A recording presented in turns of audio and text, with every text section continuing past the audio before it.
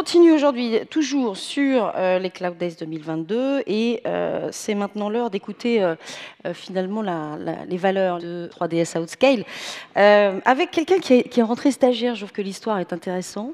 Édouard Camoin est rentré stagiaire avec Laurent, évidemment, au tout début de la création de la société. Eh bien, il est resté, il est toujours là et il est avec nous sur scène ce matin. On l'applaudit bien fort. Édouard Camoin.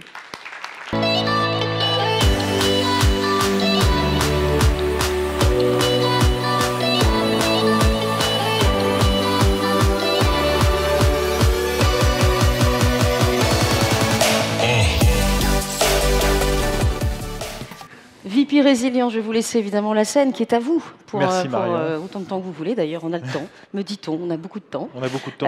VP Résilience, juste un mot. Donc, je le disais, vous êtes rentré au tout début de la création d'Outscale à l'époque.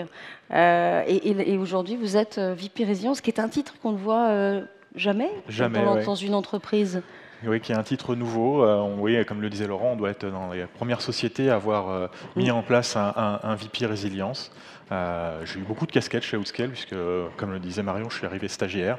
J'ai commencé aux opérations, j'ai eu tour à tour le poste de DPO, je me suis occupé de la qualité, j'ai été RSSI.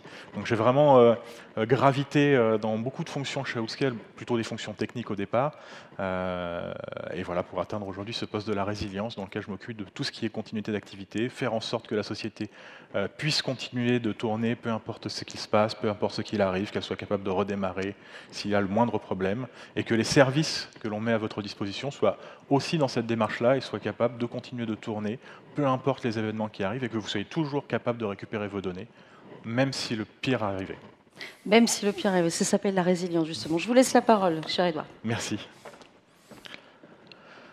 Merci à tous. Je ne vais pas renouveler tous les remerciements que Benjamin a fait, mais que je partage avec vous tous, clients, partenaires, prospects, collaborateurs d'Outscale. Je vais commencer avec un chiffre, 20 168.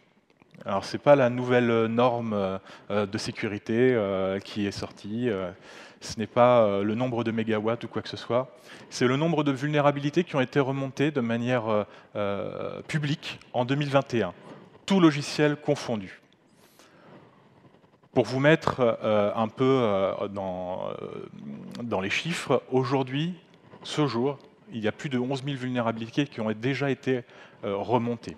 Donc cette année, nous allons probablement dépasser ce chiffre des 20 168. Pour vous remettre en perspective, en 2016, c'était seulement 6 454 vulnérabilités qui ont été remontées. Et cette explosion, elle est liée depuis 2017 à plein d'initiatives du marché qui nous ont permis d'avoir une meilleure visibilité sur ce qui se passe et sur l'état de la menace. Je pense notamment au RGPD, je pense à la directive Nice qui force les éditeurs de logiciels et les fournisseurs de services à remonter les vulnérabilités de manière publique. Et puis on a eu énormément d'avancées autour de la recherche en vulnérabilité, de la divulgation responsable, de la réponse coordonnée. Les CERT et les SOC ont grandi et sont devenus de plus en plus efficaces. Ce chiffre il met en lumière l'état de la menace. Ce n'est que la surface émergée de l'iceberg. Aujourd'hui, même si 20 168 vulnérabilités ont été remontées, il y a encore plein de vulnérabilités qui traînent et qui ne sont pas vues dans le darknet. Ce ne sont que les choses qui ont été découvertes. Le contexte est aujourd'hui favorable pour tous les attaquants. Le Covid, les environnements qui sont de plus en plus exposés, le télétravail, l'accélération des marchés, les attaques sur la supply chain, l'ANSSI en a beaucoup parlé ces dernières années. À titre d'exemple, en 2021, nous avons eu beaucoup d'attaques d'hôpitaux qui ont été paralysés, exploitation massive de Log4j à travers le monde, qui a certainement impacté vos structures, puisque Log4j est une librairie qui est utilisée dans à peu près tous les logiciels qui font du Java, des rançons sur des sociétés de toute taille. Cela met en lumière qu'il faut revenir à des fondamentaux et qu'on ne peut plus faire n'importe quoi avec la cybersécurité. Il faut revenir à des principes de security by design. Il faut revenir vers la défense en profondeur et ne plus laisser les attaquants pouvoir entrer n'importe comment dans nos sociétés. Les attaques sur la supply chain, l'ANSSI en a beaucoup parlé et c'est aujourd'hui le vecteur d'attaque principal des attaquants.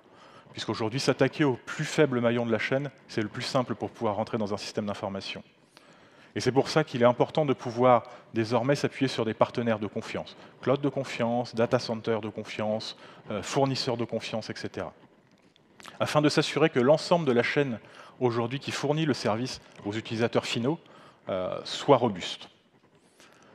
Vous l'avez tous compris, il n'est pas possible d'avoir des yeux partout, en particulier en dehors de vos organisations et en dehors des entreprises, en dehors de votre entreprise. Il faut donc viser les produits et les services qui sont soit certifiés, soit qualifiés, sur des standards exigeants en matière de cybersécurité. L'objectif, à long terme, c'est de rétablir la confiance sur toute la chaîne. C'est pour ça qu'Outscale, dans cette démarche, et c'est ma première annonce, va se lancer et va compléter son portefeuille de certification avec une certification au référentiel TISAX. Alors TISAX, c'est une certification qui nous vient du monde de l'automobile et qui est plutôt à destination des industriels. C'est une initiative allemande au départ et qui est aujourd'hui surrayonnée assez mondialement et qui est attendue par tous les acteurs industriels et ce qui nous a été énormément demandé. C'est pour ça que nous avons fait le choix d'aller vers cette certification. Alors c'est un choix d'autant plus facile pour nous parce que c'est une certification qui se base sur des référentiels qui sont connus et qu'Outscale connaît bien, qui sont l'ISO 27001. Et c'est pour ça que tout naturellement, notre système de management va pouvoir intégrer ce nouveau référentiel. L'objectif, c'est de pouvoir construire de la confiance pour des projets industriels, pouvant porter sur des systèmes embarqués et qui se reposeraient sur des plateformes de cloud computing. Nous avons lancé ces travaux-là fin 2021 et les équipes de conformité ont beaucoup travaillé pour que l'on puisse être prêt, avec un objectif de pouvoir auditer ce référentiel pour la fin de l'été et d'obtenir cette certification dans le courant de Q4 2021. Nous voulons permettre aux acteurs de se concentrer sur leur périmètre et de pouvoir se reposer sur un périmètre qui est déjà certifié en appliquant le principe de composition des référentiels. Et du coup, dans la continuité de cette démarche de certification, nous maintenons nos engagements autour du référentiel Secnum Cloud, que nous reconnaissons aujourd'hui comme étant le plus haut standard de sécurité en matière de cybersécurité. L'an dernier, l'État avait annoncé que les clouds qui seraient qualifiés Secnum Cloud seraient de facto des clouds de confiance. Alors je vois beaucoup sur les réseaux sociaux des gens qui disent « il est où le cloud de confiance français? Ça fait des années qu'on l'attend ». Il est là. Ça fait 1 an qu'il existe, ça fait 1 an qu'il est qualifié, enfin ça fait 3 ans qu'il est qualifié Secnum Cloud, et ça fait 1 an qu'aujourd'hui il possède ce label de cloud de confiance. Après 3 ans de qualification, nous nous engageons dans un cycle de non-renouvellement, puisque ça ne vous a pas échappé, une nouvelle version du référentiel Secnum Cloud est sortie en avril dernier. C'est la version 3.2 qui apporte de nouveaux éléments.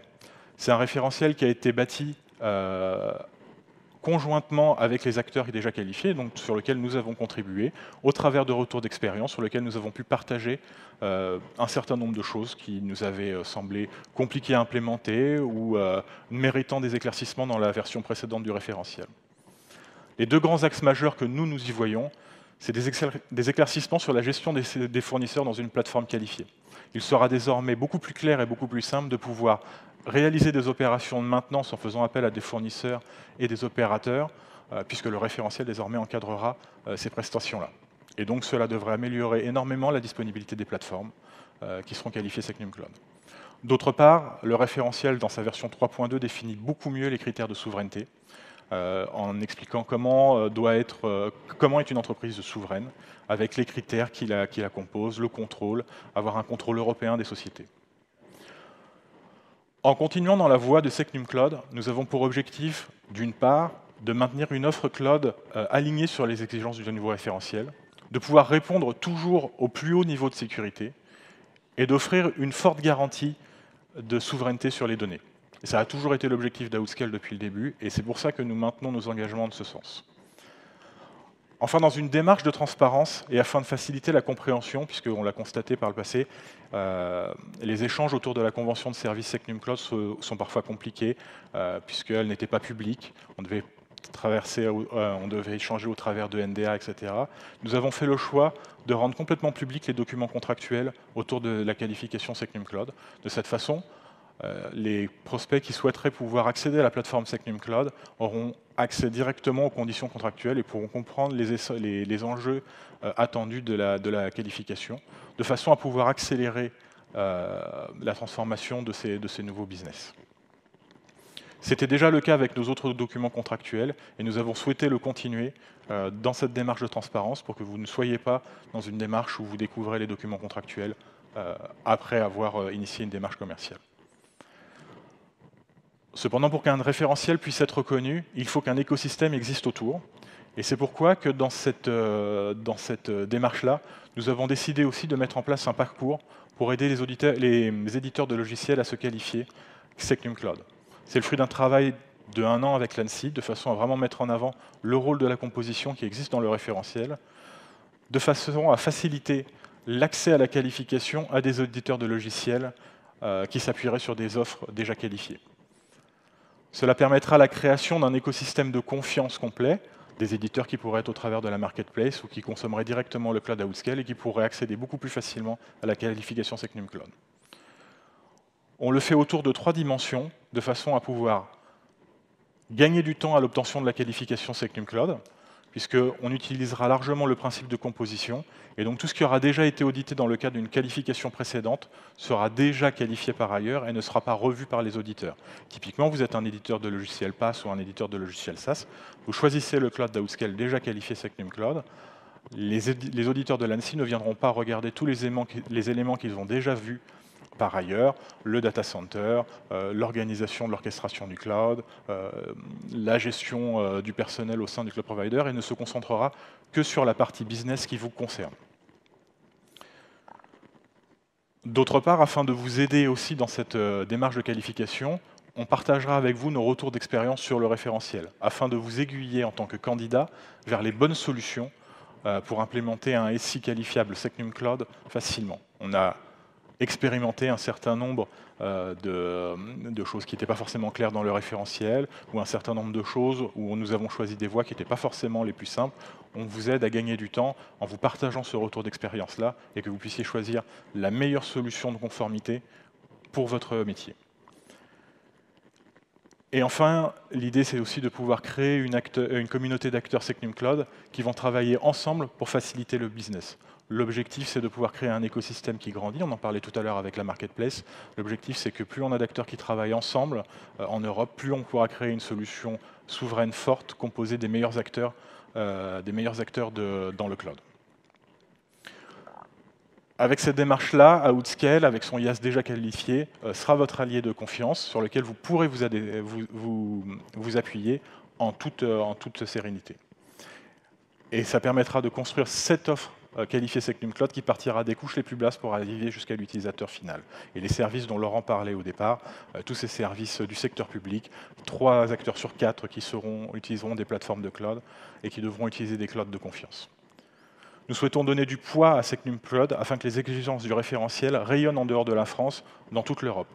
Et c'est pourquoi, dans cette démarche-là, j'ai aussi rejoint la communauté d'experts à l'ENISA afin d'établir et de contribuer à l'écriture du futur référentiel EUCS.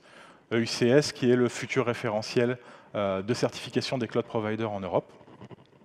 EUCS pour European Cyber Security Certification Scheme for Cloud Services, dans lequel on va établir l'ensemble des exigences nécessaires pour déterminer ce qu'est un cloud sûr en Europe. C'est un référentiel avec 3 niveaux, un basique, substantiel et un niveau high qui devrait normalement s'aligner sur les exigences du référentiel Secnum Cloud. Il existe déjà un certain nombre de schémas nationaux, que ce soit Secnum Cloud en France, que ce soit C5 en Allemagne. Nous visons la création d'un référentiel de sécurité commun à toute l'Europe, de façon à ce que lorsque vous choisissez un fournisseur, que ce soit en France, en Allemagne ou n'importe où en Europe, le niveau de sécurité que vous avez choisi soit équivalent d'un pays à un autre. Et qu'il n'y ait plus cette démarche où aujourd'hui, tel cloud provider est certifié C5 en Allemagne, devra se qualifier Secnum Cloud en France, devra utiliser tel et tel schéma national.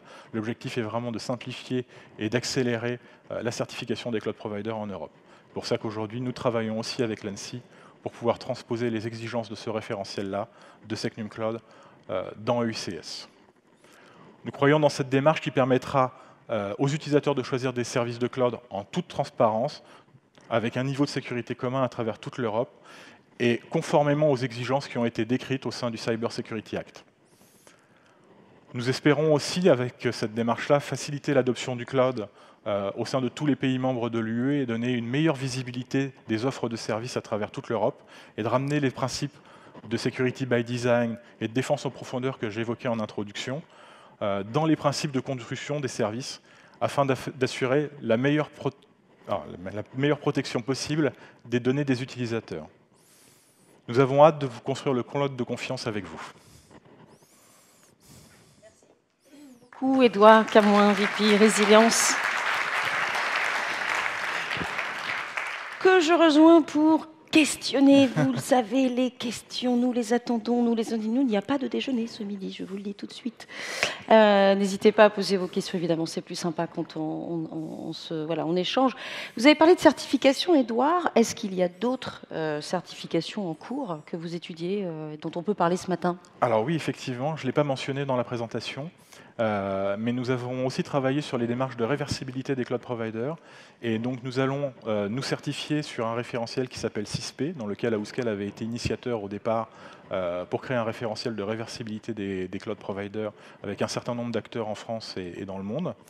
Donc nous allons nous faire certifier là prochainement. Les audits vont commencer courant de la semaine prochaine pour une certification durant l'été. Et dans cette démarche-là, nous avons un deuxième référentiel qui va s'inclure, qui s'appelle SWIPO, qui est un référentiel européen, là cette fois-ci pour la réversibilité des cloud providers, qui devrait reprendre un certain nombre d'éléments de CISP et sur lequel, là aussi, nous avons fait adhérer nos services de IaaS au code de conduite SWIPO. Mmh.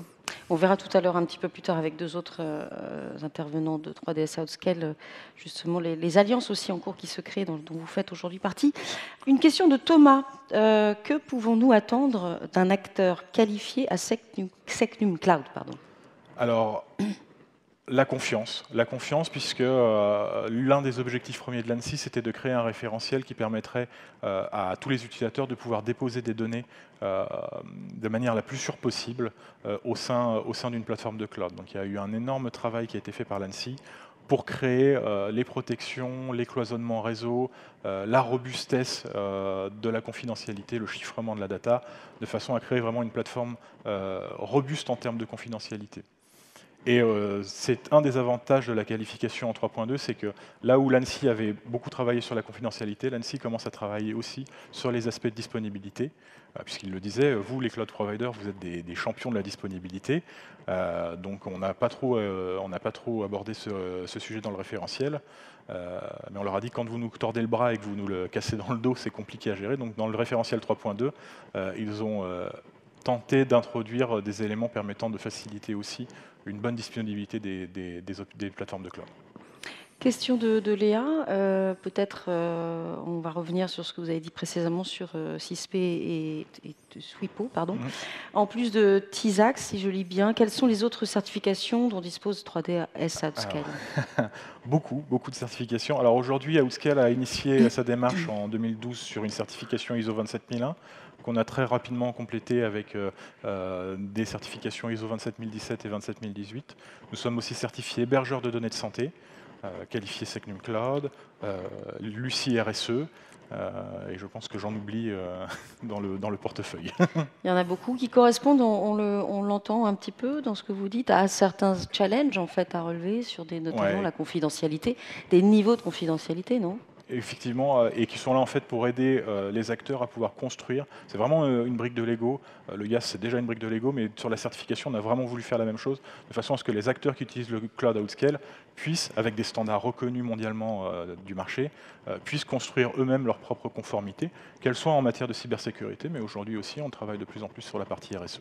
Et on reste compétitif avec ces certifications? L'objectif, c'est même d'être compétitif en plus, puisque en réalité, vu qu'on vous apporte un certain nombre de gages, de certifications, d'informations qui permettent de créer la confiance, ça évite à vous, clients, de venir nous auditer et donc de perdre, et vous et nous, du temps à auditer des choses qui ont déjà été auditées par quelqu'un, un tiers de confiance indépendant.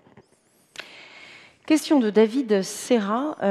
Des éditeurs de logiciels ont déjà entamé la démarche avec 3DS Outscale. Si oui, lesquels? ont-ils déjà entamé leur démarche Alors, il y a justement? déjà des éditeurs avec lesquels on discute déjà, on a déjà partagé des retours d'expérience. Je peux malheureusement pas donner de nom aujourd'hui puisqu'ils n'ont pas accepté qu'on partage forcément, ils sont dans des démarches eux aussi compétitives, mais on a déjà des acteurs qui travaillent avec nous sur ce sujet. Ok. Quels éditeurs, même question de David, quels éditeurs non, pardon, c'est la même Non, c'est la question, même. excusez-moi. Alors, on va remonter un petit peu. Votre plateforme publique est-elle un succès? Question de Selim. La plateforme de cloud public alors, était déjà un succès et la plateforme qualifiée Secnum Cloud est un réel succès commercial. Il faut avoir en tête que Secnum Cloud, avec l'apport de confiance qu'il amène, aide énormément à faire grandir le business. Question d'Amaury, comment faire converger tous les acteurs du cloud européen vers cette certification type Secnum Cloud commune? Alors, il va y avoir 2 leviers. Alors, il y a toujours cet aspect communautaire et il faut que les clients demandent ces certifications-là et c'est pour ça qu'il y a eu 3 niveaux qui ont été créés de façon à permettre, à ce que des acteurs de différentes tailles puissent entrer plus facilement dans le référentiel et éventuellement monter en gamme. Et ce sera légiféré aussi au niveau de l'Europe. Un certain nombre de sujets et c'est un des objectifs du Cyber Security Act, c'est de forcer, un certain nombre d'acteurs, à utiliser des offres de cloud certifiées. On attend encore quelques secondes pour les questions si vous souhaitez en poser d'autres à Édouard. Vous serez évidemment cet après-midi sur place, donc si on a un doute ou un besoin de précision, parce qu'il y a beaucoup d'acronymes quand même là-dedans. Il faut quand même se familiariser avec ce nouveau jargon.